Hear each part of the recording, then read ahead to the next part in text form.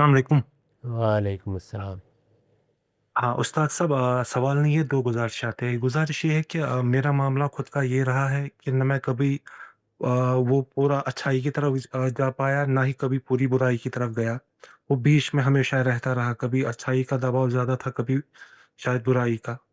تو کوئی ایک ایسی عمل مجھے بتا دیجیے جس سے میں ایمان کا مزہ چکھ لوں، بہت ایمان کے قریب جاؤں۔ دوسرا یہ ہے کہ اللہ تعالیٰ نے بہت ساری چیزیں ایسی دی ہے جس میں شکر گزاری مطلب کرتا ہوں، لیکن کچھ چیزیں ایسی ہیں جس میں شاید میرا روح مجھ سے صبر چاہتا ہے، لیکن اب میں چاہتا ہوں کہ میں وہ صبر کا مقام بھی شکر گزاری میں بدلے۔ تو کچھ ایسی عمل بتا دیجیے جس سے میں دعا کروں اور وہ اپنے آپ کو بہتر کرنے کے لیے سب سے بڑا عمل اپنا محاسبہ ہے۔ یعنی جب بھی آپ دن گزار لیں اور سونے کے لیے بستر پر جائیں تو ایک نظر ضرور ڈالیں کہ آج آپ نے کیا کیا ہے، آج آپ کی نمازوں کا کیا حال رہا، آپ کے اخلاق کی کیا صورت رہی، آپ نے کسی کے ساتھ کوئی زیادتی تو نہیں کر دی۔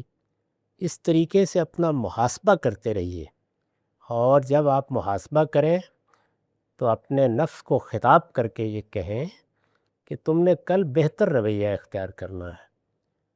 آپ کو یہ بات عجیب سی لگے گی، لیکن نفس انسانی بھی خود نفس کی بات اسی طرح سنتا ہے، اور آپ دیکھیں گے کہ آپ یہ کام کرتے رہیں، آہستہ آہستہ بہتری کا سفر شروع ہو جائے گا۔ یہ سفر ہوتا تدریجی ہے، اس میں اگر فوری طور پر نتائج کی توقع کی جائے تو بالعموم ناکامی بھی ہوتی ہے، اور ایک خاص طرح کا آدمی کے اندر مایوسی کا غلبہ بھی ہوتا ہے۔ اس کو مان لینا چاہیے کہ انسان قدم بقدم آگے بڑھتا ہے۔ تو اپنے آپ کو یہ تلقین کیجئے۔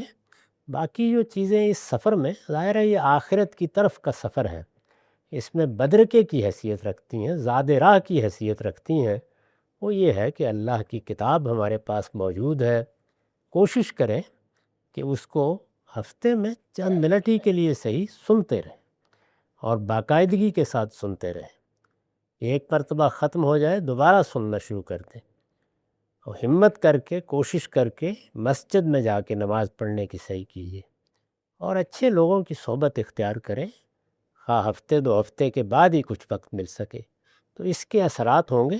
دعا کرتے رہیے، اپنے لیے دعا کریں اور اپنا احتساب کرتے رہیں۔ اس میں نہ پریشان ہونا چاہیے، نہ مایوس ہونا چاہیے۔